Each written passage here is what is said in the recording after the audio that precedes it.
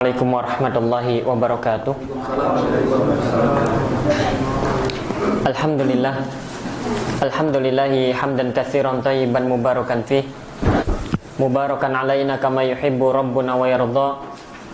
Asyhadu an la ilaha illallah wahdahu la syarikalah wa asyhadu anna Muhammadan abduhu wa rasuluhu sallallahu alaihi wa ala alihi wa ashabihi wa tabi'in wa tabi'it tabi'in wa man tabi'ahum bi ihsanin ila yaumiddin.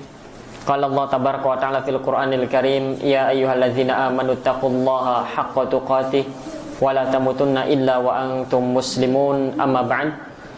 Alhamdulillah, kita bersyukur kepada Allah tabaraka wa ta'ala. Di sore hari ini kita dapat melanjutkan pelajaran kita dalam membaca sebuah kitab yang berjudul Tazkiratus Sami' wal Mutakallim fi Adabil Alim wal Muta'allim. Kita sampai kepada Al-Babu Tsani, bab yang kedua. Disebutkan oleh Al-Imam Badruddin Ibnu Jama'ah Asy-Syafi'i rahimahullah tabaraka wa ta'ala. Bab yang kedua ini menjelaskan fi adabil alimi fi nafsihi wa mura'ati talibihi wa darsihi. Bab yang kedua ini menjelaskan tentang adab seorang alim. Jadi seorang alim pun ada adab-adabnya. Adab seorang yang berilmu dengan dirinya. Adab seorang alim, seorang yang berilmu terhadap dirinya sendiri, wa mura'ati talibihi wa darsihi, dan juga bersama dengan murid-muridnya, bersama dengan para thalabatul ilmi yang lain yang hadir di majelisnya. Sehingga adab di sana ada adab bagi seorang penuntut ilmu dan ada adab bagi seorang alim. Seorang alim pun di sana ada adab-adab yang harus diperhatikan. Ketika seorang alim kemudian tidak memperhatikan adab-adab ini, maka bisa jadi dia teranggap sebagai seorang alim yang kemudian tidak memiliki adab. Sehingga di sini seorang alim pun harus mengetahui hal-hal semacam ini. Dan ini tidak akan didapatkan kecuali sampai seorang itu kemudian mengkaji, mempelajari, membaca kitab-kitab yang berkaitan dengan hal semacam ini. Baik. Kemudian yang pertama yang akan dibahas adalah fi adabi fi nafsihi, terkait dengan adab seorang alim terhadap dirinya sendiri. Apa saja yang harus diperhatikan oleh seorang alim, seorang berilmu terhadap dirinya sendiri? Apa saja adab-adab yang harus diperhatikan? Secara khusus pembahasan kita berkaitan dengan diri seorang alim, diri seorang yang berilmu, seorang ustadz terhadap dirinya sendiri. Namun pembahasan ini pun berlaku umum untuk diri kita semua selaku penuntut ilmu. Baik, di sini akan disebutkan beberapa hal. Di antaranya yang pertama, adab yang pertama yang harus diperhatikan oleh seorang alim, yang harus kemudian seorang alim ini, seorang ustadz, seorang yang berilmu, seorang ulama, kemudian menghiasi dirinya dengan adab-adab ini. Yang pertama adalah dawamu muraqabatillahi ta'ala fi sirri wal alan. Yang pertama yang harus kemudian diperhatikan oleh seorang alim khususnya, dan juga oleh kita para penuntut ilmu pada umumnya, adalah hendaknya kita semua selalu merasa atau menghadirkan perasaan diawasi oleh Allah tabaraka wa ta'ala. Selalu merasa diawasi oleh Allah tabaraka wa ta'ala fisiri wal alan, baik dalam keadaan bersendiri ataukah di tengah keramaian. Baik ketika bersendiri ataukah di tengah keramaian. Seorang alim dia harus kemudian menghadirkan rasa muraqabatillah, senantiasa merasa diawasi oleh Allah tabaraka wa ta'ala. Dan juga seorang penuntut ilmu pun harus dia menghadirkan sifat semacam ini, bahwa setiap gerak-geriknya dilihat dan dipantau oleh Allah tabaraka wa ta'ala. Sehingga jangan bermudah-mudahan untuk bermaksiat kepada Allah tabaraka wa ta'ala, di samping dapat menghilangkan barokah ilmu yang dipelajarinya, dan juga Allah tabaraka wa ta'ala bisa mencabut nikmat ilmu tersebut dari diri kita kapanpun dan dalam sekejap mata. Wal muhafadzatu ala khawfihi fi jami'i harakatihi. Seorang alim khususnya, seorang yang berilmu khususnya, seorang ustadz, seorang ulama khususnya, dia harus senantiasa menjaga rasa takutnya kepada Allah tabaraka wa ta'ala di setiap gerak-geriknya. Orang yang harus kemudian paling terdepan, orang yang kemudian harus mewujudkan rasa takut kepada Allah tabaraka wa ta'ala adalah seorang alimnya. Dan juga ini berlaku untuk kita selaku para penuntut ilmunya. Seorang penuntut ilmu syar'i yang sudah mengenal masjid, yang sudah mengenal dunia pengajian, yang sudah kemudian dia mampu untuk mengerjakan ibadah-ibadah selain daripada yang wajib, maka dia harus menghadirkan rasa selalu diawasi oleh Allah. Maka kemudian dia harus kemudian menjaga rasa takutnya kepada Allah tabaraka wa ta'ala dalam setiap gerak-gerik yang dilakukannya. wa sakanatihi wa aqwalihi wa af'alihi, dan juga dia harus senantiasa menjaga rasa takutnya tatkala dia diam sekalipun, dan juga menjaga rasa takutnya di setiap ucapan yang dilontarkannya, dan juga wa af'ali, dan setiap perbuatan yang dikerjakannya harus senantiasa kemudian kita hadirkan, kemudian kita jaga rasa takut kita kepada Allah Tabaraka wa Ta'ala di setiap aktivitas kita.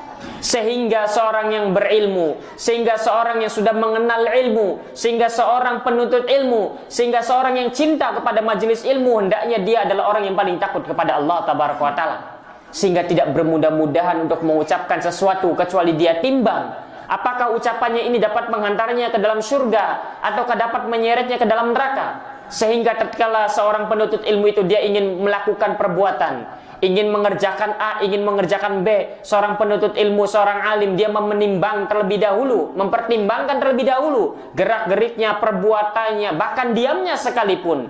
Apakah yang dilakukannya dari gerak-geriknya, bahkan diamnya ini mengantarkannya ke surga ataukah tidak? Maka itu yang harus dipertimbangkan, yang harus diperhatikan. Karena diamnya kita akan dipertanggungjawabkan di hadapan Allah, ucapan kita akan dipertanggungjawabkan di hadapan Allah, perbuatan kita akan dimintai pertanggungjawabannya di hadapan Allah semuanya.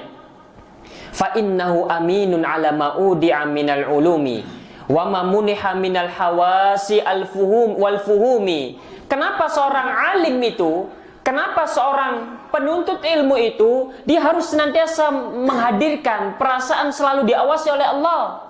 Dia harus senantiasa menjaga rasa takutnya kepada Allah di setiap ucapannya, gerak-geriknya, perbuatannya, bahkan diamnya sekalipun. Karena Allah Tabaraka wa Ta'ala telah memberikan amanat kepada kita.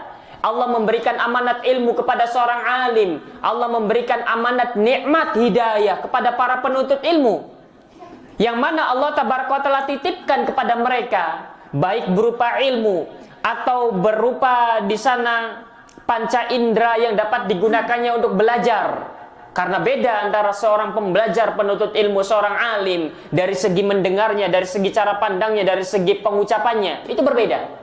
Karena mereka berupaya untuk kemudian membangun itu semua dalam bingkai ilmu, sehingga ketika berucap dia akan mempertimbangkan di atas ilmu, ketika dia melihat dia akan mempertimbangkan di atas ilmu, ketika dia gunakan pendengarannya dia akan gunakan itu untuk ilmu. Dan ini merupakan titipan dari Allah Tabaraka wa Ta'ala yang tidak Allah berikan kepada semua orang.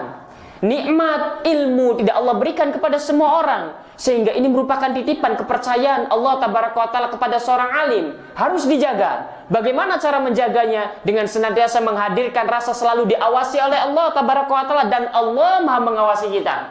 Dan juga senantiasa menjaga rasa takut kita kepada Allah. Jangan sampai orang kenal ilmu malah semakin membangkang kepada Allah. Jangan sampai kemudian orang kenal ilmu ketika bersendirian dia malah menjadi musuh Allah dan menjadi kawan syaitan. Sehingga ini harus diperhatikan. Karena ini nikmat yang Allah tidak berikan kepada yang lain. Perhatikan kaum muslimin di sekeliling kita. Berapa orang yang kemudian diberikan hidayah oleh Allah Tabaraka wa Ta'ala untuk mau hadir di majelis taklim, dan Allah memilih kita. Dan bisa jadi Allah Tabaraka wa Ta'ala kemudian mencabut nikmat ini. Sehingga ini merupakan amanah. Sehingga ini merupakan titipan. Belum lagi Allah Tabaraka wa Ta'ala memberikan nikmat titipan ilmu kepada seorang alim. Sehingga ini harus dijaga dengan cara menghadirkan rasa selalu diawasi oleh Allah Tabaraka wa Ta'ala, dan juga untuk kemudian menjaga rasa takut kita kepada Allah Tabaraka wa Ta'ala. Kemudian dikatakan wa min dzalika dawamus sakinah. Di antara hal yang harus diperhatikan juga oleh seorang yang berilmu khususnya, dan juga oleh seorang penuntut ilmu pada umumnya, adalah berupaya untuk menjaga sifat agar kemudian seorang itu bersikap tenang. Jangan tergesa-gesa. Tenang terlebih dahulu. Jangan kemudian semakin banyak belajar malah sering berkomentar. Tenang terlebih dahulu. Seorang harus bersikap tenang. Jangan terburu-buru memutuskan. Jangan terburu-buru mengomentari. Jangan terburu-buru kemudian mengingkari. Dan ini berbahaya. Sehingga seorang harusnya dia bisa menilai di atas ilmu mana yang maslahat dan mana yang mudarat untuknya, dan ini perlu untuk dilatih. Wal waqari wal khusyu'i wat tawadu'i lillahi wal khudu. Kemudian seorang alim khususnya dia harus menjaga wibawanya. Jangan kemudian seorang alim sudah kemudian dipercayakan bahwa dia adalah seorang alim, dipercayakan bahwa dia adalah seorang ustadz, seorang guru, kemudian dia tidak menjaga wibawanya, menggunakan pakaian asal-asalan, apalagi misalkan sholat berjamaah di masjid menggunakan kaos saja dengan kemudian celana misalkan, padahal sudah dianggap bahwa dia adalah seorang alim. Beda kalau seorang alim harus menjaga wibawanya. Jangan sampai kemudian orang lain, para penuntut ilmu yang lain ketika melihatnya, membuatnya jatuh wibawanya di mata mereka. Sehingga akhirnya ilmunya kemudian tak dapat dipercaya nantinya. Dianggap, loh, Ustaz itu kayak gini. Diragukan keilmuannya. Sehingga jangan sampai kemudian melakukan sesuatu yang menjatuhkan wibawanya. Begitu juga penuntut ilmu. Begitu juga penuntut ilmu harus nampak pada dirinya ciri khas seorang penuntut ilmu. Harus terbedakan dengan yang lain. Jangan ini sih antara santri dengan bukan santri sama saja. Jangan ini sih antara orang yang sudah kenal dengan ilmu dan bukan orang yang jauh dari ilmu sama saja misalkan. Harus ada ciri khas yang membedakan. Harus nampak ciri ilmu itu. Datang ke masjid misalkan menggunakan baju koko, menggunakan sarung. Layaknya bagaimana seorang itu ingin beribadah kepada Allah Tabaraka wa Ta'ala. Jangan kemudian tidak ada bedanya antara orang yang sudah kenal dunia pengajian dengan orang yang tidak kenal dunia pengajian. Masuk ke masjid menggunakan kaos dalam, celana jeans, kemudian dia sholat. Subhanallah. Padahal dia mampu untuk mengenakan pakaian terbaiknya. Ini tidak layak. Kenapa? Akan dapat menjatuhkan wibawanya. Nanti masyarakat sekitar akan melihat, loh, ini orang yang ngaji saja begini ini. Begitu. Yang lebih parahnya lagi nanti mengatakan, lah ini yang dipelajari apa kok begini hasilnya. Begitu. Wal khusyuk, harus senantiasa dijaga khusyuknya. Khusyuk kepada Allah Tabaraka wa Ta'ala harus dijaga. Wat tawadu'i lillahi wal khudu', kemudian tawadu kepada Allah Tabaraka wa Ta'ala dan juga patuh tunduk kepada Allah Tabaraka wa Ta'ala. Ini harus dijaga. Dan ini harus kemudian senantiasa untuk kemudian ditingkatkan lagi. Baik, ini merupakan diantaranya. Wa qala Umar ibn Khattab radhiyallahu ta'ala anhu, ta'allamul ilma wa ta'allamu lahu sakinah wal waqar. Pelajarilah oleh kalian ilmu dan pelajarilah pula oleh kalian sikap tidak tergesa-gesa, sikap tenang dan juga kewibawaan. Sebagaimana engkau mempelajari ilmu, maka pelajarilah juga sikap tenang. Karena seorang kadang pembelajar, kadang seorang baru tahu sedikit kemudian tergesa-gesa, ingin mengingkari, ingin mendakwakan, ingin memperbaiki dan lain sebagainya, berupaya belajar untuk yang namanya tenang. Bisa jadi ada ilmu-ilmu yang belum dipelajarinya. Bisa jadi apa yang diyakininya kemudian harus dikoreksi di kemudian hari. Sehingga jangan terburu-buru mengingkari. Boleh kita mengingkari dan kewajiban kita mengingkari. Tapi pada perkara-perkara yang memang para ulama bersepakat semuanya bahwa itu merupakan sebuah perbuatan mungkar. Adapun perbuatan-perbuatan yang tidak ada kesepakatan para ulama di sana, maka jangan kemudian terburu-buru, tergesa-gesa mengingkari. Loh, kenapa sholat turunnya lutut dulu misalkan, sedangkan yang dia pelajari tangan dulu misalkan. Oh, tidak boleh sholat lutut dulu. Padahal ini perkara yang kemudian bukanlah sesuatu yang para ulama sepakat untuk diingkari. Karena bisa jadi dia yang salah. Loh, kenapa ketika sujud kok kakinya tidak dirapatkan? Ini dua misalkan. Harusnya dirapatkan karena belajar atau membaca buku yang mengatakan bahwa yang disunahkan adalah dirapatkan misalkan. Padahal dia baru membaca satu, baru mempelajari satu, masih banyak jutaan kitab yang berkaitan dengan sholat dan lain sebagainya yang belum dipelajari. Sehingga kalau perkara tersebut bukanlah perkara yang disepakati oleh para ulama, jangan terburu-buru mengingkari. Sehingga dari sini kita harus tahu mana yang disepakati, mana yang tidak. Ada orang yang minum minuman misalkan, ini jelas semua orang faham bahwa ini merupakan perbuatan mungkar. Ada orang yang berjudi, ada orang yang berzina, ini jelas semua orang, baik pembelajar, baik orang yang suka hadir di majelis atau orang yang jarang hadir di majelis, yang kadang sholat hanya Jumatan saja pun tahu bahwa itu perbuatan mungkar. Sehingga kalau kita ingin mengingkari perbuatan-perbuatan semacam itu yang perlu untuk diingkari dengan melihat maslahat dan mudarat tentunya. Adapun perkara-perkara lainnya yang kemudian butuh ilmu lebih dalam lagi, maka berupayalah untuk tenang. Berupayalah untuk tenang, tidak tergesa-gesa mengingkari. Wa anis salaf, sebagian salaf mengatakan haqqun 'alal 'alimi an yatawadha'a lillahi fi sirrihi wa 'alaniyatihi. Sudah sepantasnya bagi seorang alim, wajib bagi seorang yang berilmu khususnya, dan wajib bagi para penuntut ilmu agar dia senantiasa tawadhu, rendah diri di hadapan Allah Tabaraka wa Ta'ala, fi sirrihi wa alaniyatihi, baik dalam keadaan bersendiri ataukah di tengah keramaian. Wa yahtarisa min nafsihi wa yaqifa ala ma usyira alai, dan dia berupaya untuk menjaga dirinya. Menjaga dirinya dari keharaman, menjaga dirinya dari perbuatan maksiat, menjaga dirinya dari perbuatan-perbuatan yang Allah Tabaraka wa Ta'ala larang, dan berhenti pada perkara-perkara yang memang dia tidak tahu. Dan ini harus kemudian dibiasakan. Kalau memang kita tidak tahu, langsung saja kita katakan wallahu a'lam, kita tidak tahu. Begitu yang harus dilatih. Baik, ini yang pertama. Adab yang pertama yang harus kemudian diperhatikan oleh seorang alim, seorang yang berilmu, harus senantiasa menghadirkan rasa selalu diawasi oleh Allah tabaraka wa taala. Harus senantiasa kemudian menjaga rasa takutnya kepada Allah tabaraka wa taala.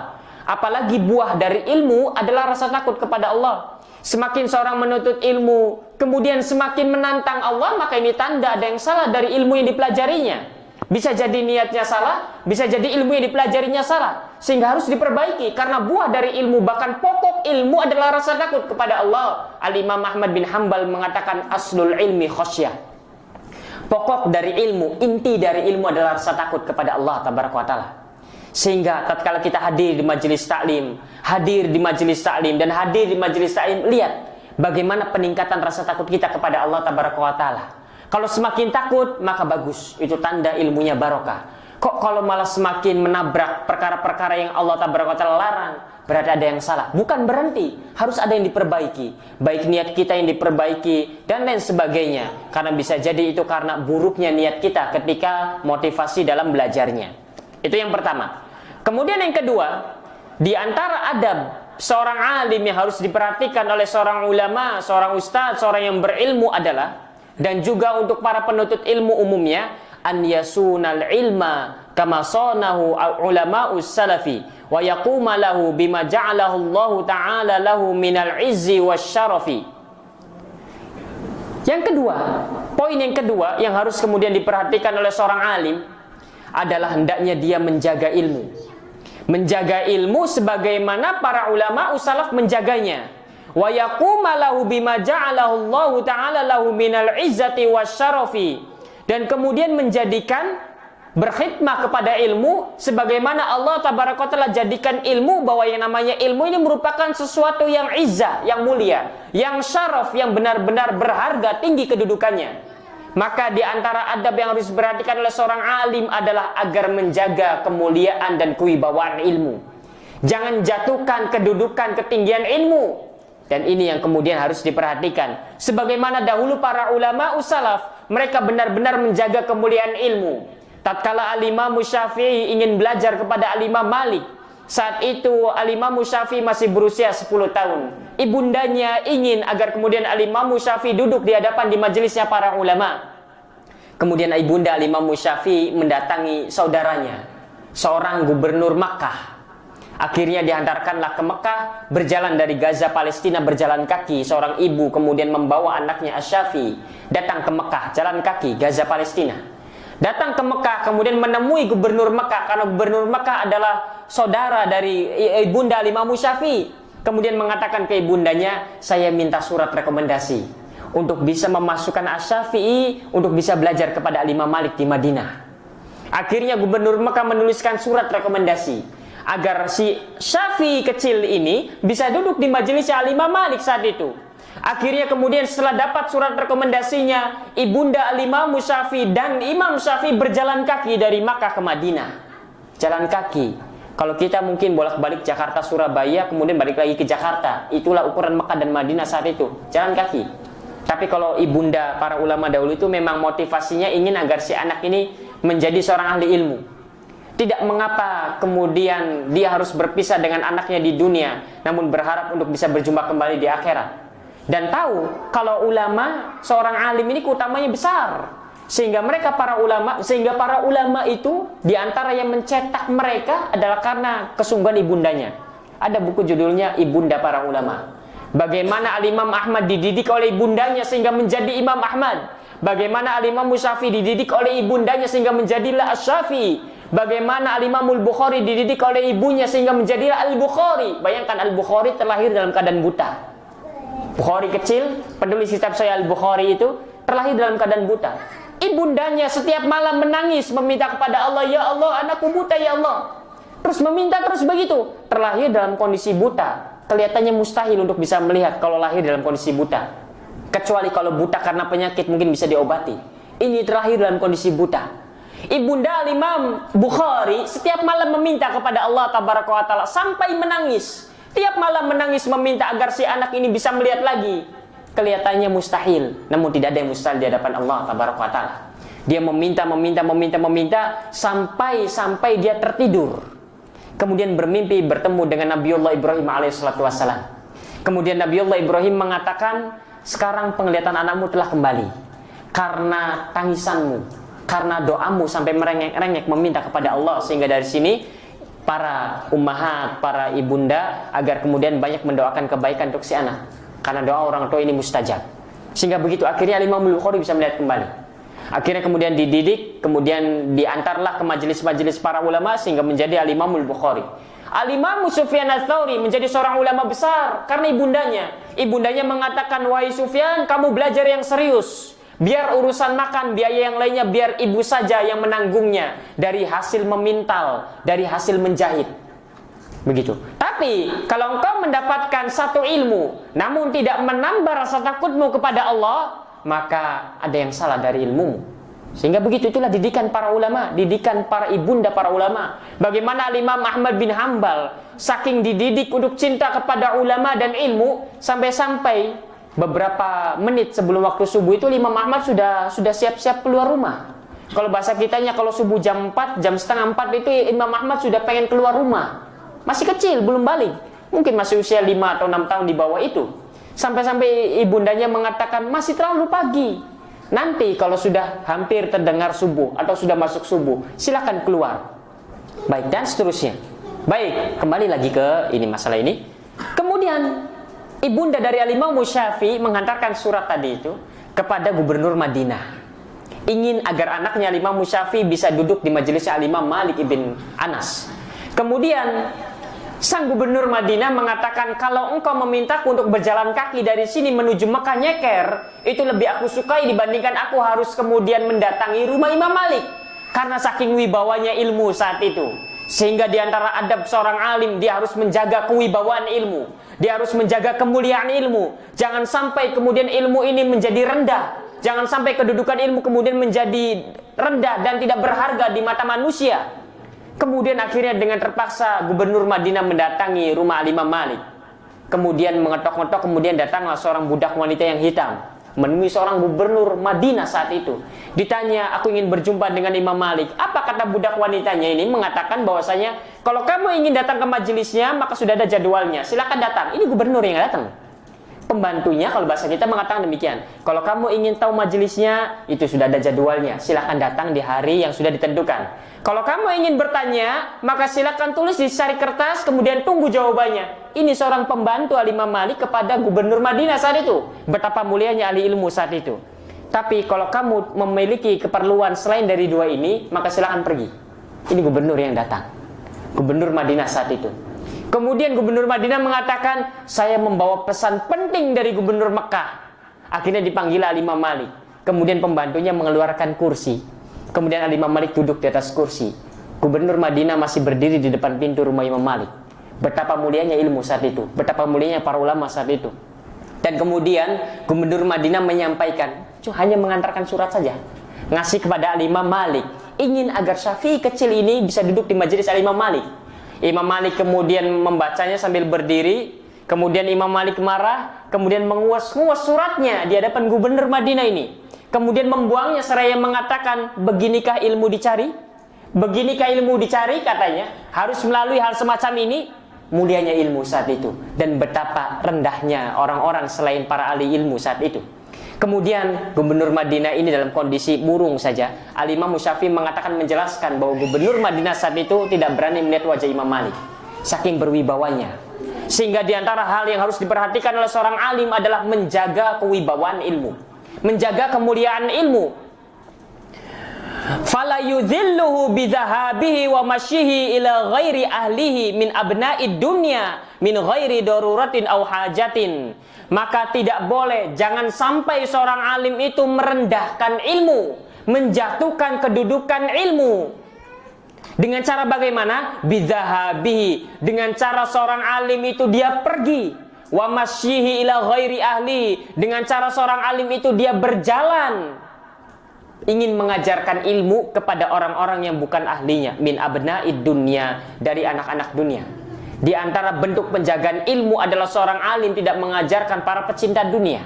Di antara bentuk kemudian pengagungan terhadap ilmu, pemulihan terhadap ilmu adalah manakala seorang alim kemudian tidak datang merendahkan dirinya untuk mengajarkan para ahli dunia ilmu. Kalau mau datang ke majlis, kalau mau datang ke masjid sudah ada jadwalnya. Min ghairi daruratin, kalau memang tidak ada kebutuhan. Au hajat, tidak, kalau memang tidak ada sesuatu yang darurat, tidak ada kebutuhan di sana. Memang tidak ada maslahatnya. Kemudian seorang alim tiba-tiba datang dengan penuh kerendahan kepada ahli dunia, kemudian menunggu di depan gerbangnya, menunggu saja, padahal ini ustadznya disuruh menunggu. Kemudian datanglah orang-orang para ahli dunia yang tak butuh ilmu, itu misalkan memanggil ustadznya dan lain sebagainya. Dalam kondisi semacam ini, maka ini bentuk menjatuhkan wibawanya ilmu. Sehingga seorang alim, dia harus menjaga kemuliaan ilmu ini. Kecuali kalau ada kebutuhan. Kalau misalkan dia datang ke rumah para ahli dunia ini, ada sesuatu yang bisa dia dapatkan, ada sesuatu manfaat yang dapat diraih untuk kepentingan kaum muslimin, sehingga baru saat itu boleh. Kemudian Al-Imam Zuhri mengatakan hawanun bil ilmi, termasuk bentuk merendahkan ilmu, termasuk bentuk menghinakan ilmu, an yahmilahul alimu ila baitil muta'allimi. Ketika seorang alim kemudian membawa ilmu itu ke rumahnya para pembelajar. Dengan bahasa yang lebih ringkasnya adalah ketika seorang alim kemudian dia mengajari secara privat orang yang diajarkannya, kemudian seorang alim datang ke rumahnya. Ini merupakan diantara bentuk penghinaan terhadap ilmu. Yang butuh ilmu siapa? Kok ini kita yang memanggil ustadznya ke rumah? Harusnya orang yang butuh ilmu itu yang datang mendatangi ustadznya. Maka diantara bentuk perendahan terhadap ilmu, kalau seorang alim itu kemudian mengiyakan, Ustadz, ini bisa ajarkan tidak secara privat ke rumah saya misalkan. Harinya hari ini. Kemudian sang ustadz mengiyakan datang. Tanpa ada kebutuhan, tanpa ada kebutuhan, tanpa ada hajat di sana. Kemudian sang ustadz datang memprivati, mengajari. Dan tidak ada manfaatnya di sana. Maka ini bentuk di antara bentuk penghinaan terhadap ilmu. Perendahan terhadap ilmu. Kalau mau, yang mau belajar ya hadir. Sehingga beberapa guru kami mengatakan, kalau misalkan meminta jadwal, jangan jadwal ditentukan dari sana. Tapi harus kita yang menentukan. Karena ini diantara bentuk pengagungan terhadap ilmu. Jadi misalkan ada tawaran misalkan dari jamaah, Ustadz bisa nggak ngisi misalkan. Oh ya bisa, tapi menentukan jadwalnya Ustadz. Gitu. Jangan misalkan jamaahnya mengatakan Ustadz di hari ini. Kalau Ustadz bisa silakan, kalau nggak saya nyari lagi yang lain. Ini namanya bentuk penghinaan terhadap ilmu. Sehingga Ustadz yang harus memutuskannya nanti di sana. Waktunya kapannya dan seterusnya. Itu merupakan diantara bentuk pengagungan dan pemulihan terhadap ilmu. Baik, ini kalau dalam hal mengajar. Ini kalau dalam hal kemudian berinteraksi dengan para thalabatul ilmi. Berbeda halnya ketika mendakwahi. Harus dibedakan. Kalau memang bentuknya adalah mendakwahi orang-orang, maka ini lain lagi ceritanya. Kemudian kita yang datang ke sana dalam rangka niat mendakwahi, itu beda lagi. Namun ketika ini seorang penuntut ilmu ingin belajar ke ustadz, kemudian ustadznya yang datang ke rumahnya, maka ini diantara bentuk penghinaan terhadap ilmu. Beda halnya kalau seorang ustadz memang ingin mendakwahi, kemudian datang ke rumahnya misalkan, itu lain lagi ceritanya. Memang begitulah harusnya. Baik, ini yang kedua, diantara bentuk penjagaan terhadap ilmu, diantara bentuk pula pengagungan terhadap ilmu, dan juga diantara bentuk penghinaan. Merendahkan ilmu adalah manakala seorang ustadz, seorang alim membawa ilmu itu kepada rumah seorang yang ingin belajarnya. Dalam arti memprivatinya. Kalau memang tidak ada kebutuhan, sekali lagi. Kalau di sana ada hajat, ada kebutuhan, maka ini tidak mengapa. Baik. Kemudian yang ketiga, yang harus diperhatikan oleh seorang alim, seorang ustadz, dan juga oleh seorang para penuntut ilmu pada umumnya adalah an yatakhallaqa bizuhdi fid dunya wa taqalluli minha biqadril imkanil ladzi la yadhurru bi nafsihi. Seorang alim, seorang yang berilmu hendaknya menghiasi dirinya dengan sifat zuhud kepada dunia. Seorang alim jangan tamak terhadap dunia. Kalau seorang ustadznya tamak ambisi terhadap dunia, bagaimana para penuntut ilmunya nanti? Sehingga seorang alim harus menghiasi dirinya dengan sikap zuhud, qanaah terhadap dunia. Begitu juga para penuntut ilmu. Hendaknya dia berupaya untuk zuhud dan qanaah terhadap dunia. Apa yang dimaksud dengan zuhud? Apa yang dimaksud dengan seorang itu zuhud terhadap dunia? Maka yang namanya zuhud ini merupakan amalan hati. Rasulullah SAW bersabda di dalam sebuah hadisnya, bahwasanya ketika Rasulullah SAW ditanya tentang sebuah amalan yang dapat mendatangkan kecintaan Allah Tabaraka wa Ta'ala, kemudian Rasulullah mengatakan izhad fid dunya yuhibbakallah. zuhudlah engkau di dunia, maka niscaya Allah pasti akan mencintaimu. Sehingga salah satu amalan yang dapat kemudian menghantarkan kita meraih kecintaan Allah Tabaraka wa Ta'ala dengan cara zuhud. Nah sekarang apa itu zuhud? Karena kalau kita ingin menggapai kecintaan Allah, diantaranya adalah dengan zuhud. Zuhudnya itu apa? Bagaimana seorang dikatakan sebagai seorang yang fulan zuhud hanya dilihat dari penampilannya saja. Seorang tidak bisa dikatakan bahwa ini adalah seorang yang tidak zuhud hanya dilihat dari penampilannya saja. Al-Imam Ibnu Rajab Al-Hanbali menyebutkan bahwa yang namanya zuhud ini merupakan amalan hati. Apa itu zuhud? Apa sifat dan karakteristiknya? Maka yang pertama, seorang yang zuhud adalah orang yang yakin kepada Allah Tabaraka wa Ta'ala. Orang yang yakin kepada Allah. Ketika seorang hamba itu lebih yakin terhadap apa yang ada di tangan Allah dibandingkan dengan apa yang ada di tangannya, maka ini merupakan orang yang zuhud.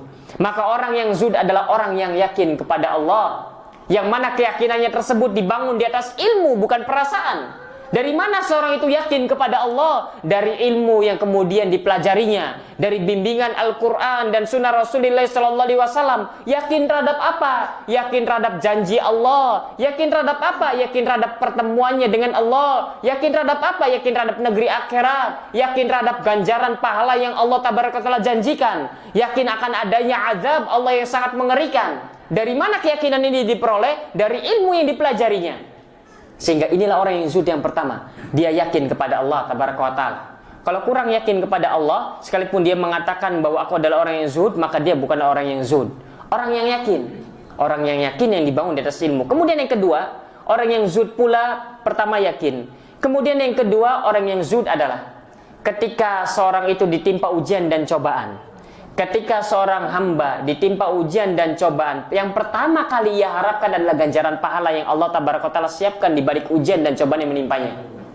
Begitu. Ketika seorang hamba bisnisnya hancur, ketika seorang hamba hartanya hilang, ketika seorang hamba bangkrut usahanya, seorang yang zuhud yang pertama kali dimintanya adalah mengharapkan ganjaran pahala yang telah Allah Tabaraka Ta'ala siapkan di balik ujian tersebut. Kalau kita akan terbalik, ya Allah kembalikan harta duniaku. Tidak salah, hanya saja kita bukan orang yang zuhud.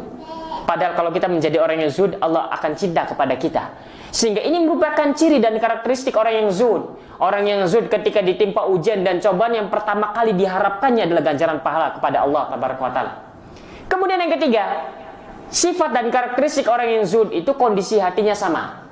Ketika diberi nikmat, hatinya tidak terlalu terbang melayang, sehingga kemudian dia lupa diri, sehingga kemudian dia ujub berbangga, ini merupakan hasil usaha kerasku, wajar saya mendapatkan keuntungan sangat banyak. Orang yang zuhud tidak demikian. Kondisi hatinya sama, antara dia diberi nikmat ataukah dia ditimpakan ujian dan cobaan. Ketika dia diberi nikmat maka dia bersyukur, ketika dia diberikan ujian dan cobaan maka dia bersabar. Itulah orang yang zuhud. Kalau ada seorang hamba diberi nikmat, kemudian dia sampai lupa diri, dia merasa bahwa ini adalah hasil dari jerih payahnya, dia lupa bahwa Allah yang memberikannya, maka ini bukan orang yang zuhud. Kalau ada orang yang ditimpa ujian dan cobaan, kemudian dia bersedih, larut dalam kesedihannya, bersedih wajar. Namun kalau seorang hamba itu sampai larut dalam kesedihannya, membuatnya futur untuk ibadah kepada Allah, yang tadinya rajin di majelis taklim, ketika bangkrut usahanya akhirnya tak terlihat lagi di majelis taklim, maka dia bukan orang yang zuhud. Orang yang zuhud bergembira wajar, namun dia bersyukur. Orang yang zuhud bersedih wajar, namun dia tidak larut dalam kesedihannya. Ini merupakan 3 ciri khas inti dari orang yang zuhud. Kalau kita bisa menghadirkan ketiga ini dalam kehidupan kita, maka kita orang yang zuhud. Satu saja tidak terwujud, kita bukan orang yang zuhud. Satu saja tidak terwujud, maka kita bukan orang yang zuhud. Orang yang zuhud adalah orang yang yakin kepada Allah.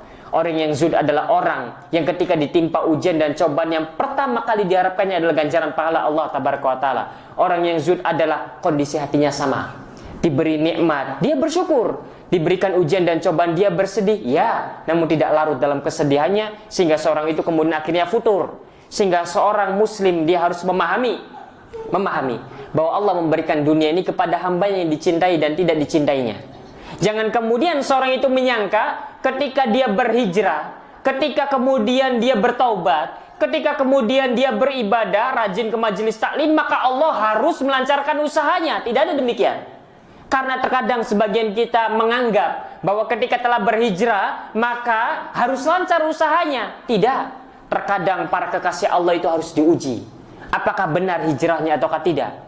Banyak di sana orang yang berhijrah meninggalkan yang haram, rezekinya lancar, benar. namun itu bukan tanda bahwa benar niatnya. Itu merupakan ujian untuk menunjukkan apakah dia bisa bertahan istiqomah di atas jalan ini ataukah tidak. Dan betapa banyak pula orang yang berhijrah di jalan Allah, rajin meninggalkan kemaksiat, kemudian dia diuji oleh Allah tabaraka wa taala, bisnisnya hancur, melarat dan lain sebagainya. Maka ini bukanlah tolak ukur apakah seorang berada di atas jalan hidayah ataukah tidak, namun bagaimana kondisi hati kita. Dan ini semua bagi seorang mukmin bukanlah permasalahan. Karena bagaimanapun apapun kondisinya, selagi dia masih bisa merasakan nikmatnya ibadah, masih bisa hadir di majelis taklim, maka itu bukanlah musibah bagi seorang mukmin. Itu merupakan nikmat. Namun sebanyak apapun harta perbendaharaan dunia yang dimilikinya, namun sulit membuatnya untuk kemudian beribadah kepada Allah, maka ini merupakan ujian dan hakikat musibah. Maka seharusnya seorang yang alim itu, bahkan seorang penuntut ilmu itu pada umumnya, dia harus menghiasi dirinya dengan yang namanya sifat zuhud kepada dunia. Karena dengan sifat inilah seorang akan menggapai kecintaan Allah tabaraka wa ta'ala.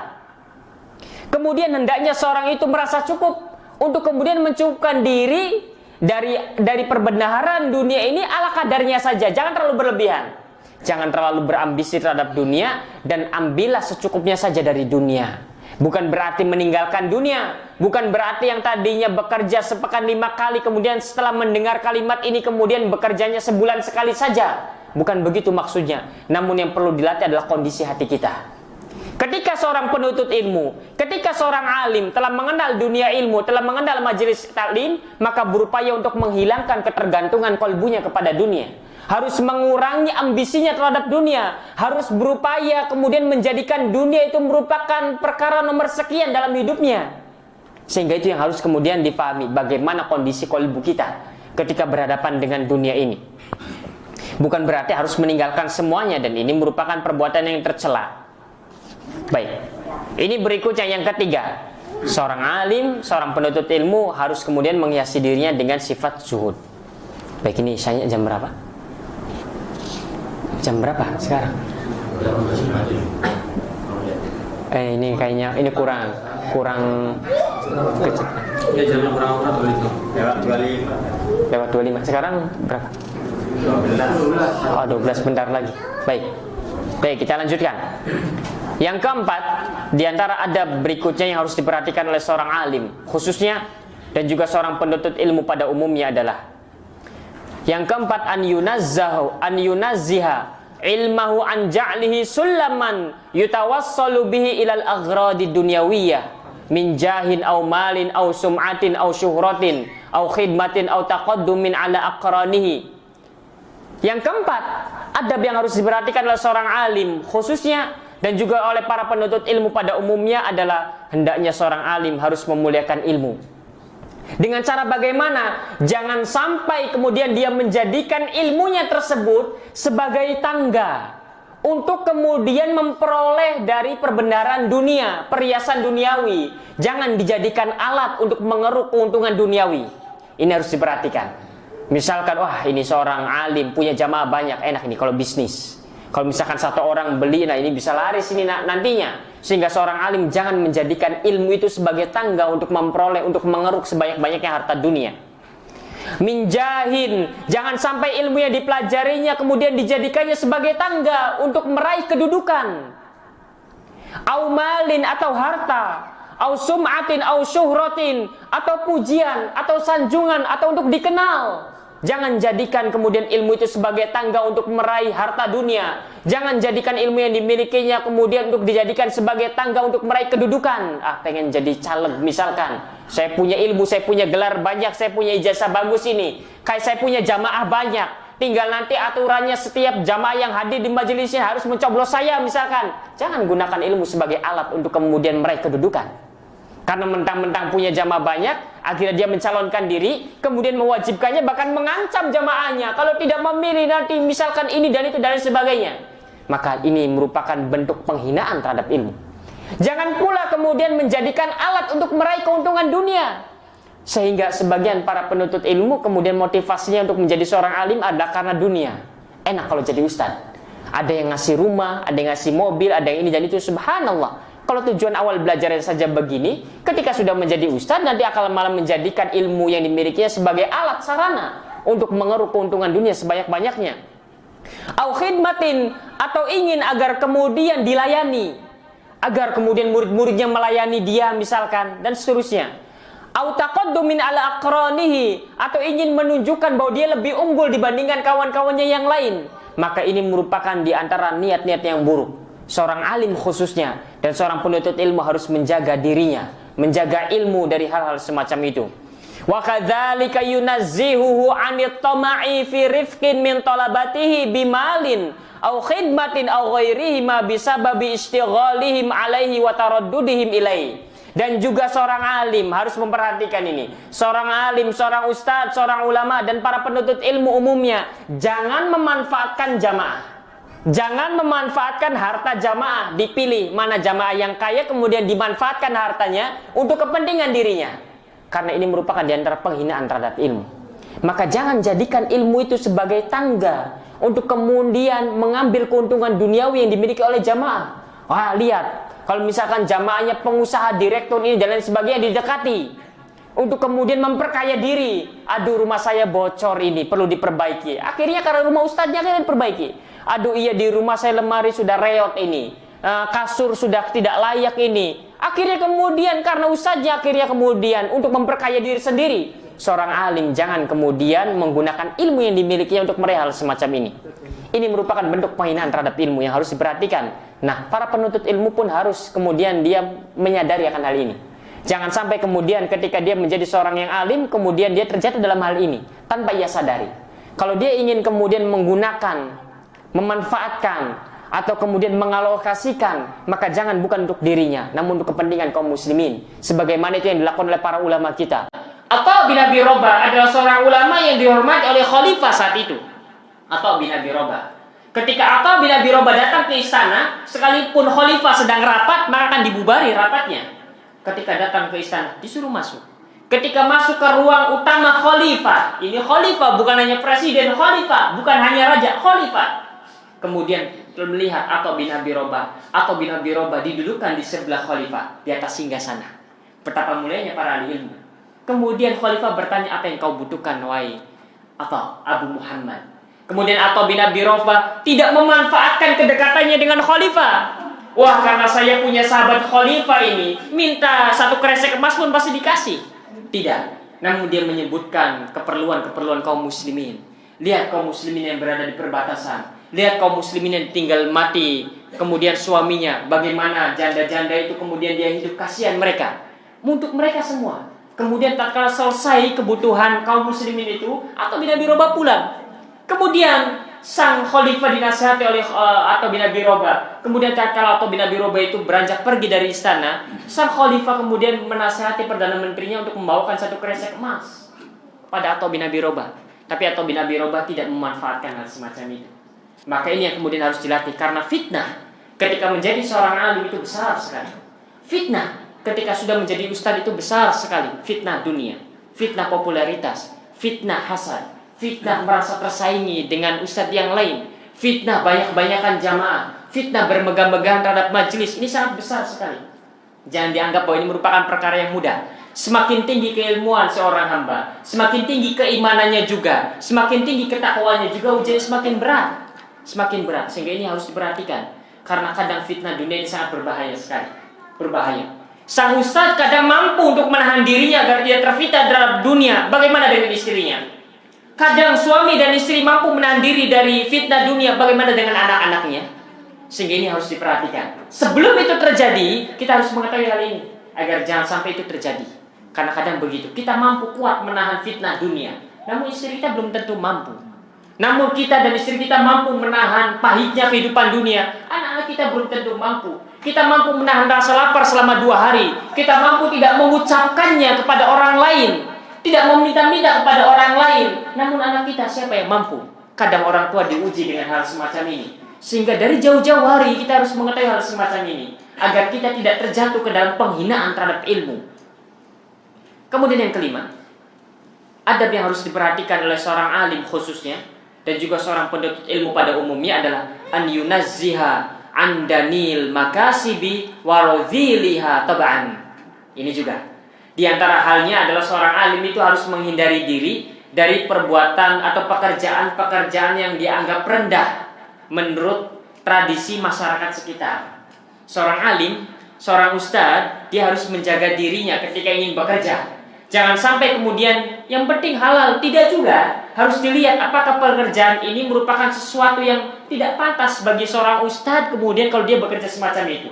Misalkan seorang ustadz malam harinya mengisi, kemudian di siang harinya menjadi pelayan misalkan, yang disuruh-suruh, itu kamu sini. Itu tidak layak bagi seorang ustadz.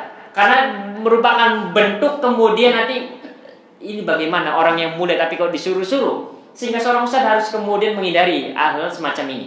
Pekerjaan hal-hal semacam ini. Ini diantaranya, karena ini merupakan sesuatu yang makruh. Seorang ustadz kemudian harus menghindari diri dari pekerjaan semacam itu. Kalau ingin bekerja, kiranya jangan begitu modelnya. Begitu. Jangan misalkan jadi pelayan, misalkan akhirnya disuruh-suruh.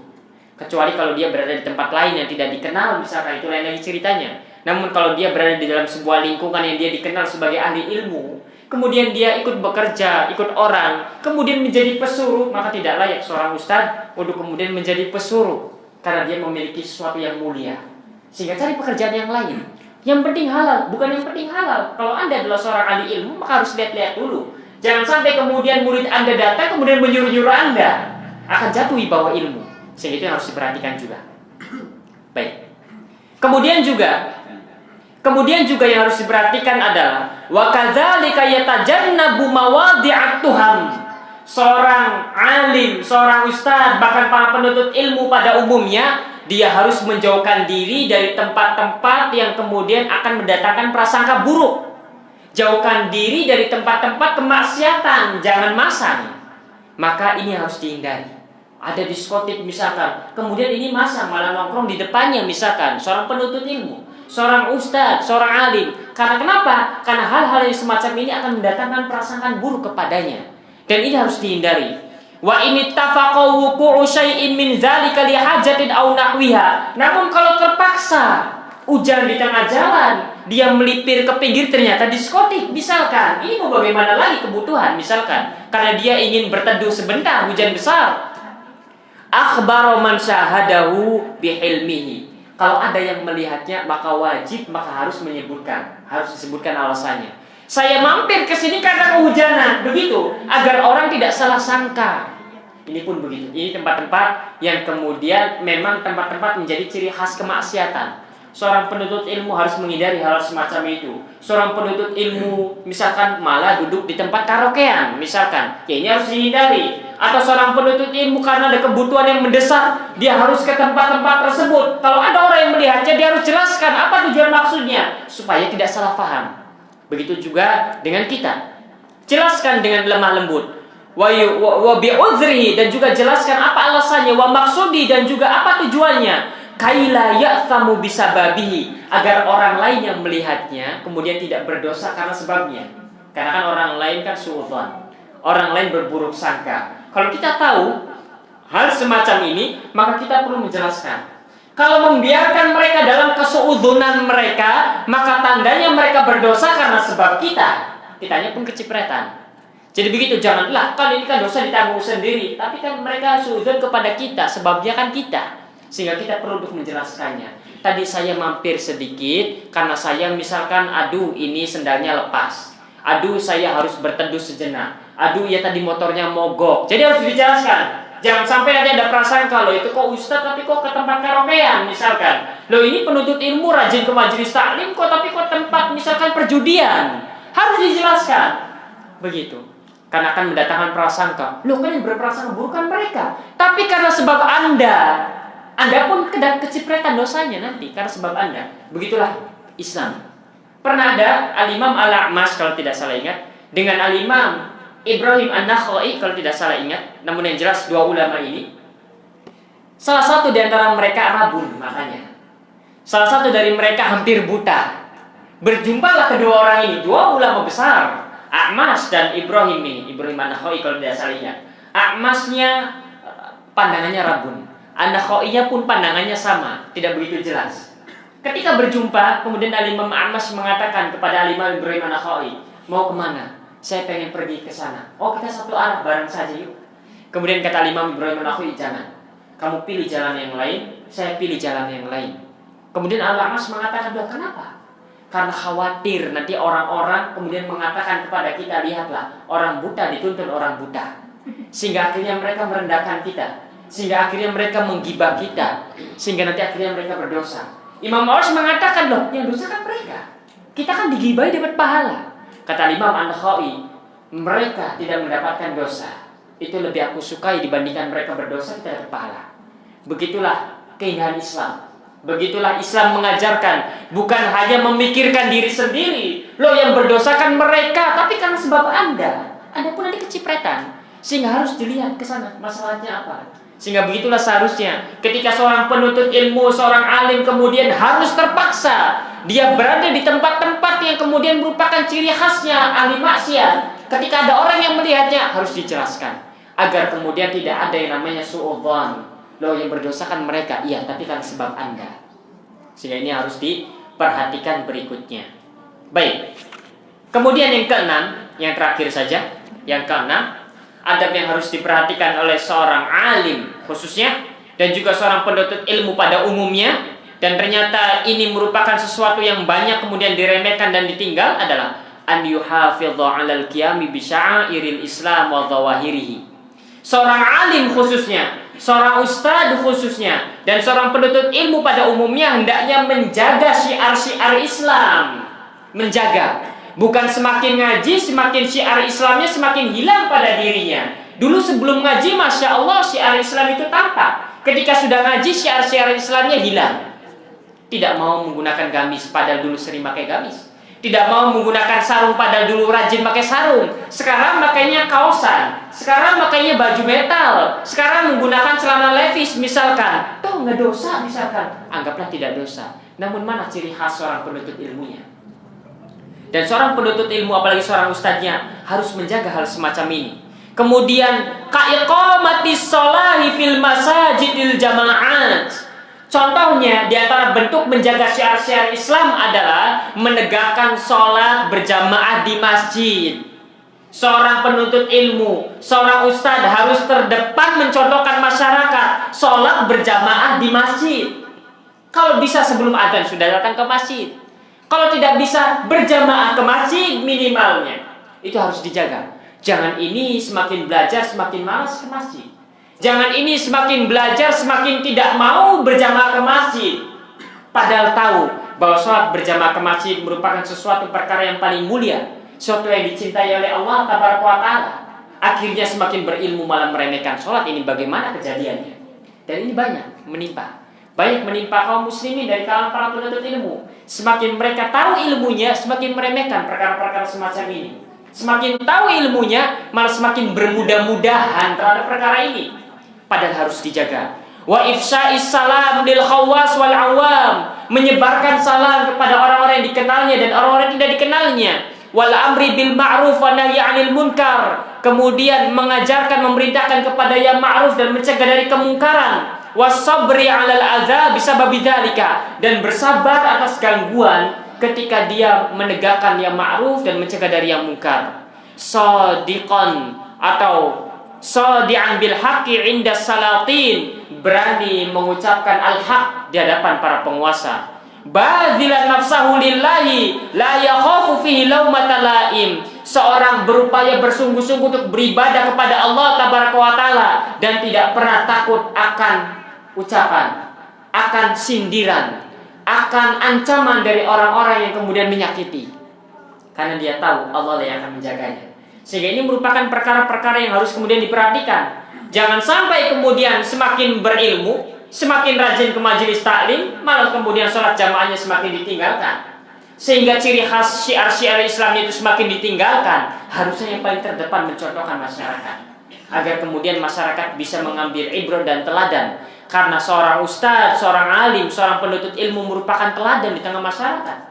Karena masyarakat akan kembali merujuk kepada mereka. Sehingga kita harus terdepan untuk kemudian menampakkan syiar-syiar keislaman ini. Baik, ini sedikit yang mungkin bisa kita sampaikan. Mungkin nanti kalau ada tanya jawab bisa sembari atau setelah azan isya berkumandang.